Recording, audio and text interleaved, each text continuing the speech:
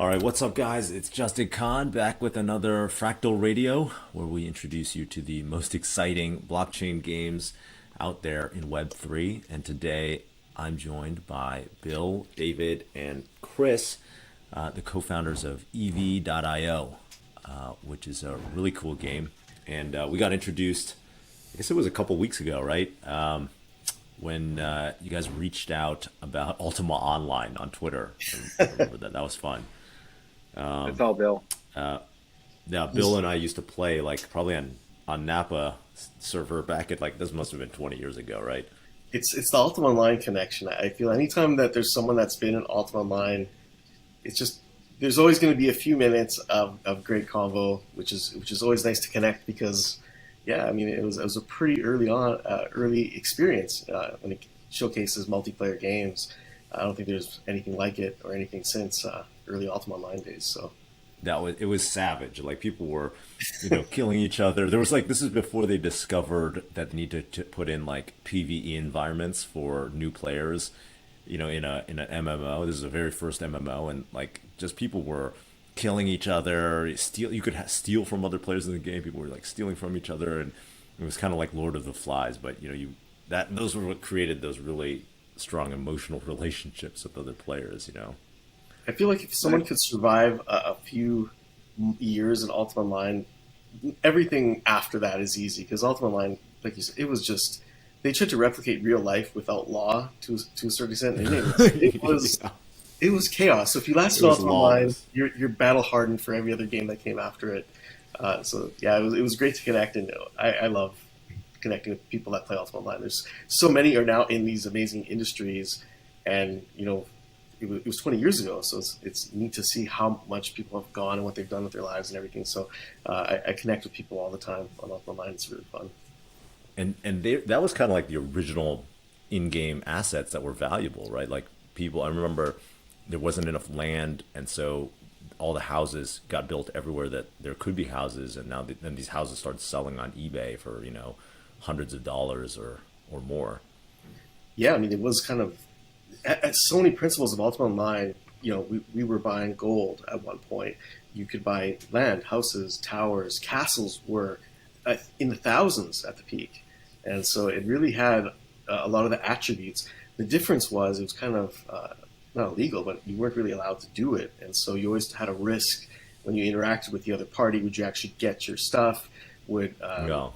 Would that transaction be voided and you could lose your what you bought? So it had some of the elements, but not all of the elements to make it safe and scalable. So My first MMO experience was RuneScape, and it was also my first browser gaming experience. And you could buy and sell RuneScape accounts kind of like you could buy and sell World of Warcraft accounts. There's always a black market for everything.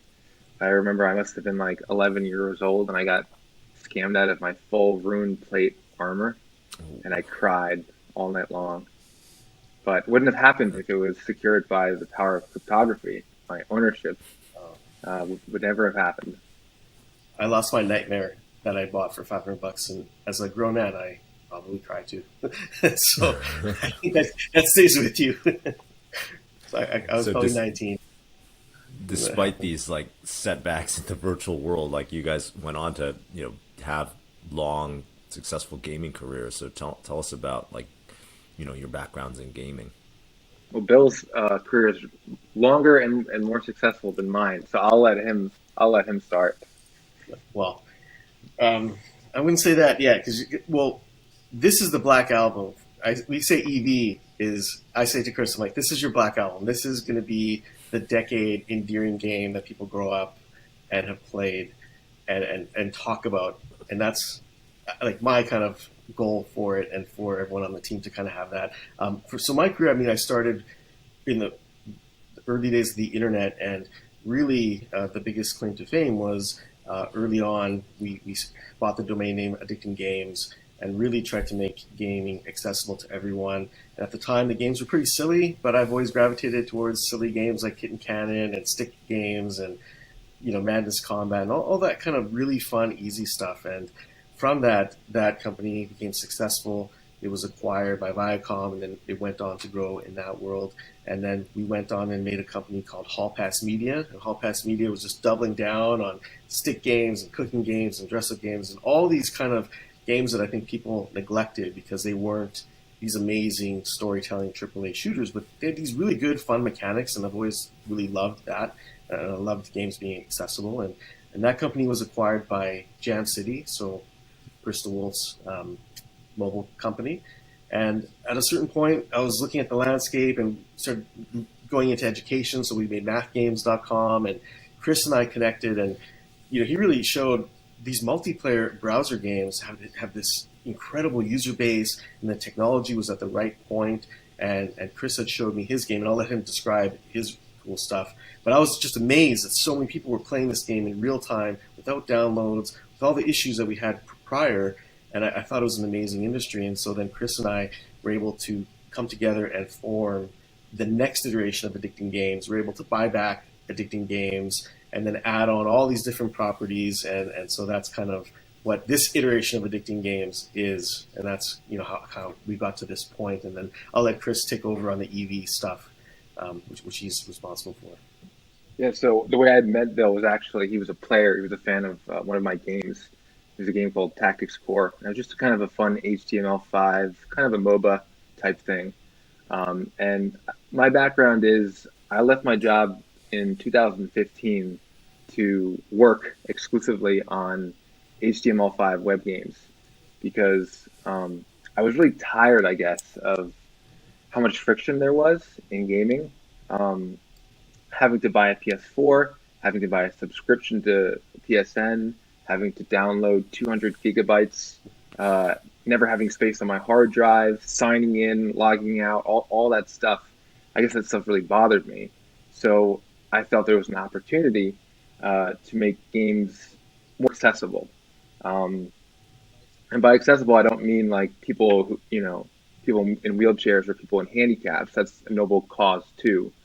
I more mean like ease of access. Like when I was a kid and I wanted to play Nintendo, I just plugged it in and I turned it on and I could play Mario. But now games are hidden behind all these things: registrations, login, subscriptions, downloading it. I mean, I can fit maybe 4 games on my hard drive, 4 actual AAA Steam games on my hard drive. I'm constantly deleting games so I can fit more games. So that's why I kind of got into making web games in the first place, is trying to solve this problem. EV.io, one of the things that separates it is that it's only 10 megabytes, the entire thing. It loads almost instantly on any internet connection. So we kind of set out to make the best possible first-person shooter on the worst possible machine. And Bill laughs. He was the one that bought us a bunch of Chromebooks at the very beginning, and he was like, make it run on these 2018 Chromebooks. And I think we half accomplished that goal. I don't think we go as far back as like 2015 Chromebooks, but I think maybe the last 5 years, EV.io runs really well on desktop devices. They weren't even new Chromebooks, so to your credit, they were some. Yeah, that's true. Keeping them in an oven at 150 degrees for most of the day, so they run even worse. Yeah, I think. Wait, did you really do that? That's awesome. The story is real. Yeah.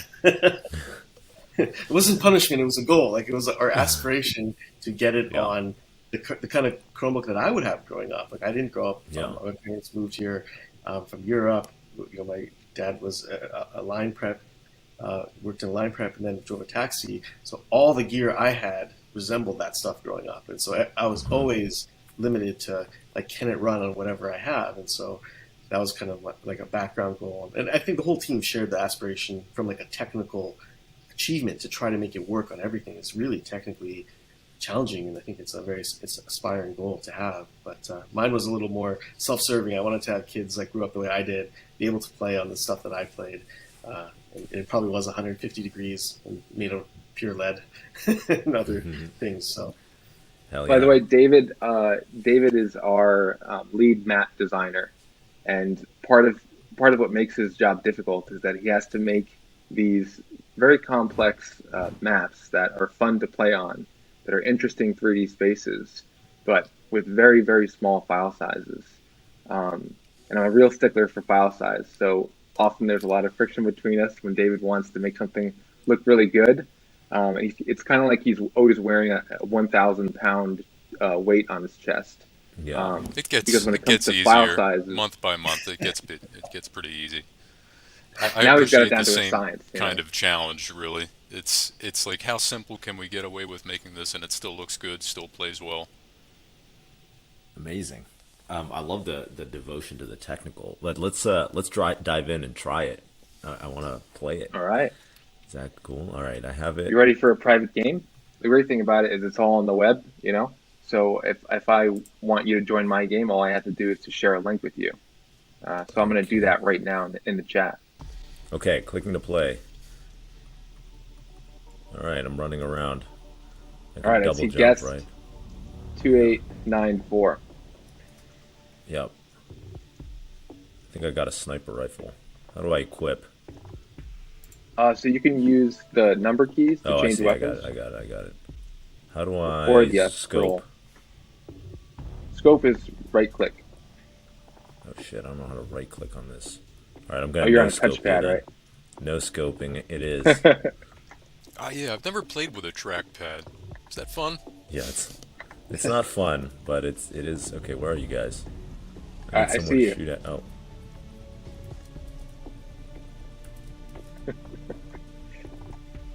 Oh, okay. How do I reload? R.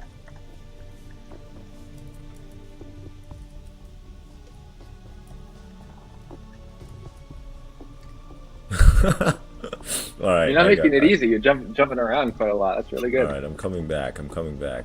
Wait, Z is. I have a katana or something. Yeah. So everyone starts out with a melee weapon. A lot of games, Counter-Strike, they do knives. We do swords because I think like swords look cooler. It's epic. Yeah. And you just hit 1 to access your. Oh my god! You got a rocket launcher? I just killed myself with the rocket launcher. Oh, this is brutal. This is gonna be a humiliation mode, and I really need. We ordered a gaming PC, but it's at my house, and I'm just making up excuses now. I always play as guest because I know that the EV.io community will rip on me whenever they see me in the game with how horrible my aim is. Yeah, they'll be like, "You invented this? What are you doing?" Same. Yeah. I would tell them that there are people who build rocket ships, and then there are those who fly them. Twitch streamers and stuff. They can play this game way better than I can. If I were them, I would say those are those who can do and those who can teach.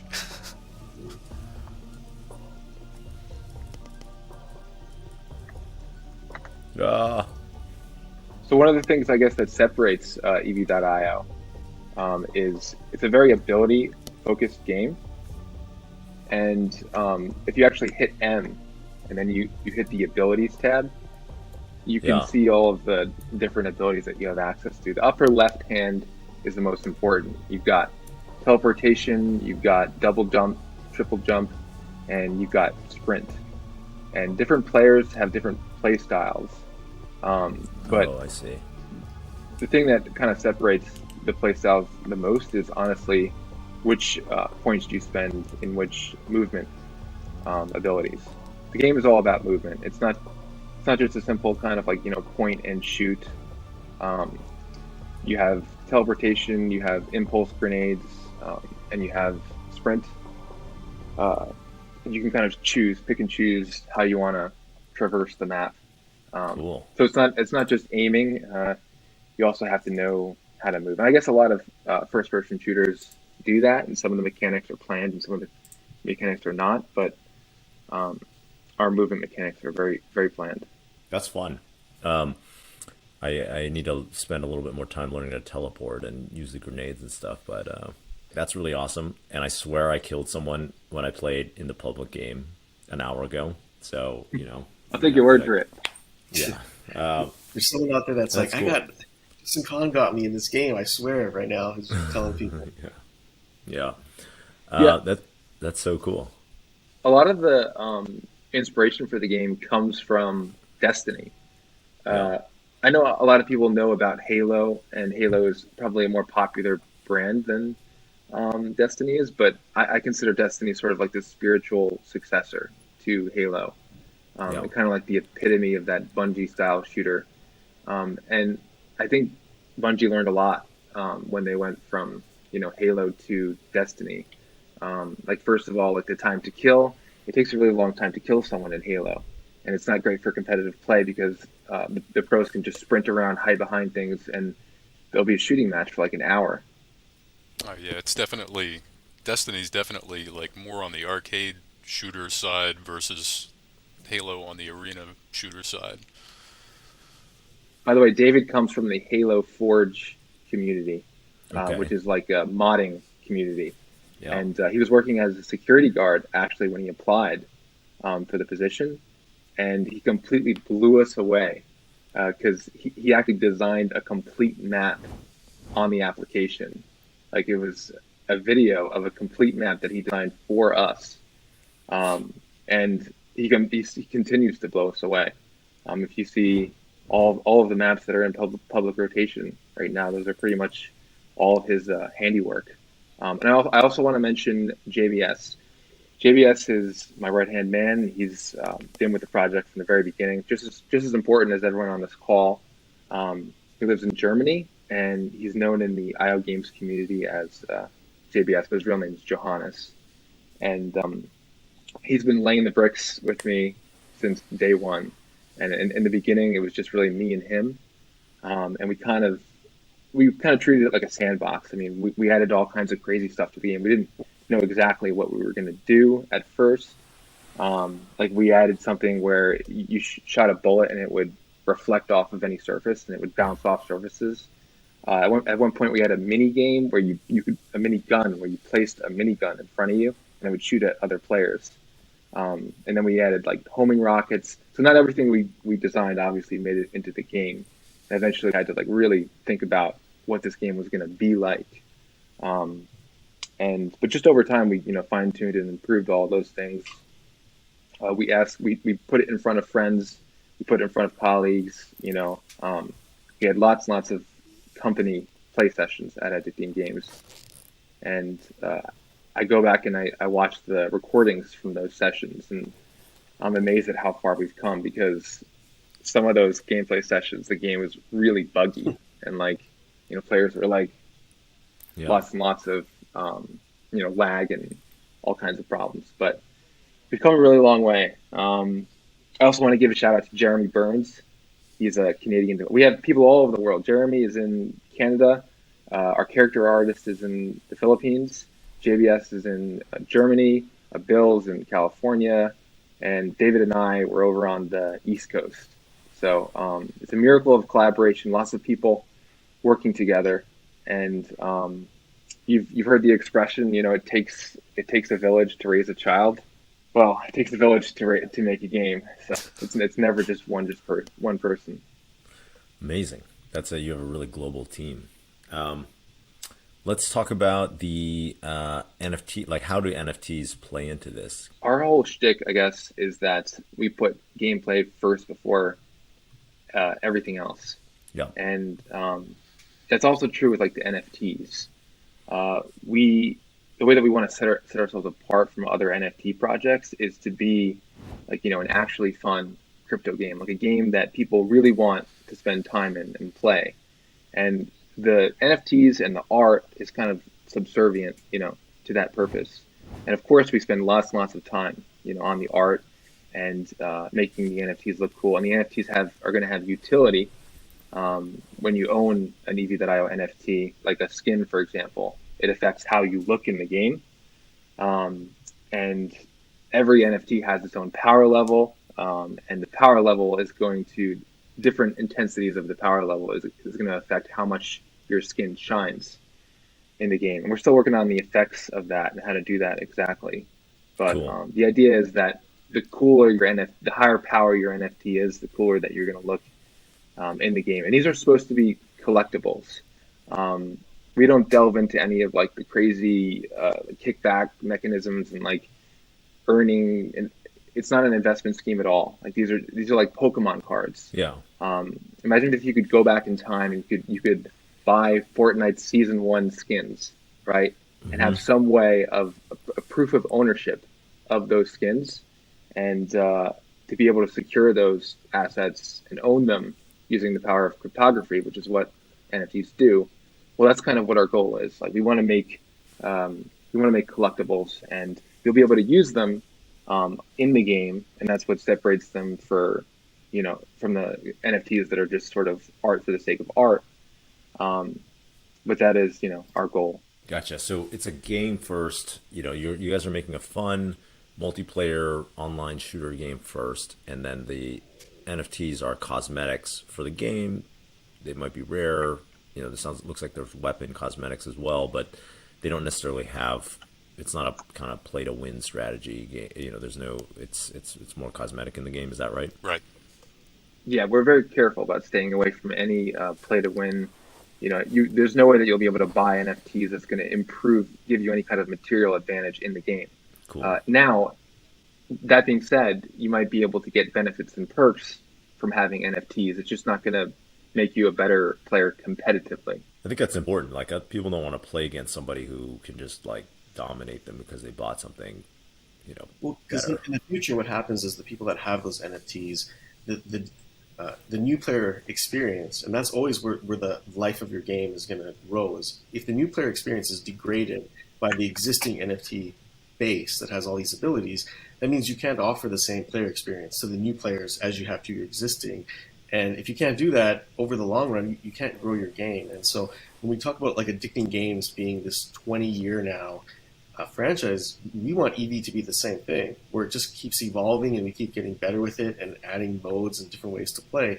But we can't do that if 5 years from now, NFT players are just so far ahead that no one wants to come into this game. And so it's really designed where it is going to be something that lives and breathes and evolves. And just, if you want to play in the browser quickly and on any computer, you're going to come to EV, and that's where we want to sit in the ecosystem. So, and it should be as good for a new player today as it will be 2 years from now. You should have that same joy and that same experience and be able to be as competitive. So, and it's tough to balance that if you're adding in all these other kind of artificial perks to it. So I'm pretty happy that we've evolved this game to not go down that route, which I think is best for the game and the player and the collectors, actually. In general, I think the order that we did things in, the amount that we had planned for the amount of tasks that we were taking on with it, just organically, all of our priorities have been more or less right at whatever given part of the process. So, like, even in general, I think the game, if somebody leaves and comes back, or if they're a brand new player, the experience should be better than it was, at least a little bit better than it was a few months ago, or a little bit better for a new player than it was for somebody who played this time last year. Yeah, we get that all the time. Like in the Discord, people are like, "Wow, I haven't played this game in a month," and they're like, "Everything is so much better." And that's just the power of iteration. Like you start out with something that's okay, and you continue to improve upon it. And you take feedback from players, and you fine tune things slowly. We have mechanisms right now. I can change the damage value on any weapon in real time without even having to reset servers. So that's the level of control that we have here. And I can't tell you how many times I've changed the damage value on all of our primary weapons just to get them feeling right and get them balanced. And you can't do it mathematically because sometimes it's more about feel than it is about like calculating based on like this firing rate and this amount of damage, how many ticks or whatever. Sometimes it's like this AR feels too strong compared to the hand cannon. We need to figure out how to make the two balance. I was about to say nerfed, but I'm not going to say that because I don't believe in nerfing anything. Because if you nerf something, you create a power vacuum, and you don't know what gun is going to take its place. So I like to make things stronger that are weak instead of making things weaker that are strong. Except for sprint speed, you turn that right down. Sprint speed's been a major contention with the community because the other two movement mechanics, teleportation, double jump, triple jump, those actually have a lot of utility when you're playing the game, but sprinting, it's kind of boring, and you don't have any verticality. So it's like we're still thinking about how to improve sprint. We thought about making it so that you can slide, and not just after you spend enough points in sprint, you can slide. That's what the details. That's what makes it different. Is the true passion of the gameplay. It's not something that like is outsourced or a byproduct. It is at the core of what our team is, and you sweat the small details and the big wins, the small wins. You're listening to your community. You also are players of the game, and all those things I think are really important. I think that's what you get whenever if you look at EV as a project, that's what you're getting. You're getting passionate game developers that this is what we do and this is what we will do forever. Is look at these small details and big details and try to make this awesome experience, and that's really at the core of what you get with this team. Oh yeah, love it. So the NFTs, like, it's primarily things people buy, or are there drops going to be? Are there going to be drops in the game once people, are you going to be able to earn weapons or skins in the game? So one of the things that separates us is just how we've taken integration sort of to the next level. For example, like our whitelist tokens, we're dropping them in the game, meaning you can go to ev.io and play, and there'll be a random chance that you can find the whitelist tokens on the map. And there's two different tiers right now. There's epic and legendary. The legendary, they just ran out, but we'll probably do more drops in the future. The legendary ones, you would find a boss that would randomly spawn on the map. So as far as like picking up actual NFTs and not whitelist tokens, we want to do that too. Like, we want to make it so that you can get cosmetics, get basically everything that is earnable in the game, anything that you could buy in a marketplace like Fractal.is. You should also be able to earn that in the game. And what we'll probably drop them, maybe even buy some back and drop them just as a gift to people who just enjoy grinding the game. Yeah. Amazing. Let's talk about the upcoming mint. So what's the plan for the mint? So it's coming up in April, and we haven't set a date yet, but we have some pretty crazy things that we're doing with you guys with Fractal. We have the tournament, and the mint itself, like, the art team is working overtime. I mean, David should know, on making sure that all of our NFT, our wallet images, are going to be completely unique. And it's no art that the EV.io community has seen before. And so we're just really working on getting the word out and finishing the art and dropping the whitelist tokens. And hopefully at some point we'll be able to decide on a date, and that will be in collaboration, with Fractal. And we're going to be doing it all on Fractal.is. And so far we've been really happy with the partnership. You guys have guided us. I mean, we know game design, game development. You guys know more about NFTs, so we rely on you guys a lot for that kind of stuff. And I think I heard a statistic that there was like 7 marketers for every developer on your typical NFT project. That's not us. Like, we have like 8 people exclusively just working on the game. We don't even have a single person on marketing. We were hoping you guys would do all the marketing. Yeah. But obviously we have to probably hire someone exclusively for the marketing. But it just goes to show you that we really do want to make a really good gameplay experience first, because we think that that's going to be the foundation. And maybe some other projects that don't put gameplay first will succeed in the short term, but I think in the long term, when you're in the game industry, I mean, the most important thing is that you're having fun when you're playing the game, and that you're creating a meaningful, engaging experience. So all the other stuff basically is secondary. 100%. And yeah, I totally agree with that. I think the future of blockchain games is games, right? First, it's not a DeFi scheme or like some way to, like, most people are trying to make money. It's really about creating a game. It's a fun game where you can interact with other people, and then once people, like, that's the way free to play games today work, right? It's like you get people to have fun, and then they want to invest their time in it and money oftentimes. And I think what you guys are doing is smart, where it's like, this is a game first, and then there's going to be a lot of, if you like the game, it's free to play, which is different for a lot of blockchain games. But then if you like the game, you're going to want to invest in grinding skins or NFTs that are cosmetic and kind of decorating your character and customizing your experience. We were stunned by how many people grinded the whitelist tokens that we dropped. We dropped them, I think, on Friday. We dropped 2,000 epics and 100 legendaries. And legendaries, it was a very low drop rate. It was like you had a 1% chance of seeing boss spawn on deathmatch for the legendaries. And it was actually even less than the advertised percentage, because JVS added a little piece of code that made it so that the less the supply was, the less the percentage was. So it's all JVS's fault, by the way. But I think actually that was a good thing, because it caused people to grind even harder towards the end. And I was just amazed at how quickly they went. We still have a bunch left in Battle Royale, so if you want to get your whitelist tokens, and also Fractal's going to be dropping them with new game mode that's just for Fractal. And I guess we'll have lots more details to announce on that soon. You guys made a Fractal map, which is super exciting. My team is stoked. It's like Fractal colors, and we're doing a tournament in collaboration, which is also really exciting, where there will be a live leaderboard that appears on Fractal. You guys will have to name it.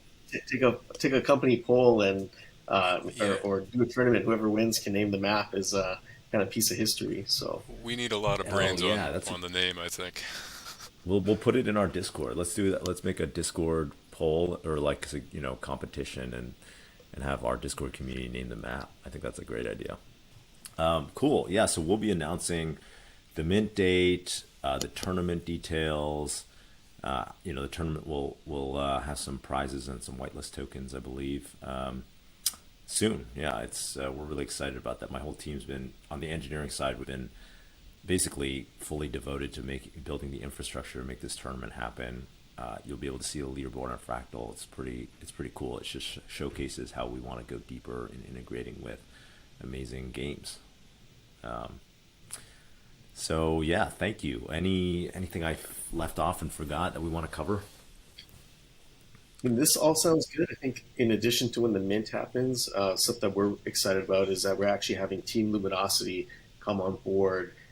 After the mint, we have a huge roster of their players, some of them professional esports players, big influencers. It's going to be really fun, because they're just going to widen the whole audience to what can be done in EV and expose it, show people that NFTs, like the best part of NFTs. And so that's a pretty exciting thing too. So we're going to have more details on that, but Team Luminosity is on board, and they're going to bring some of the biggest streamers in the world onto EV, which I think is going to be it's going to be crazy, So we hope by doing that, it's just after the mint, it's just a sign of like the support of the game doesn't end.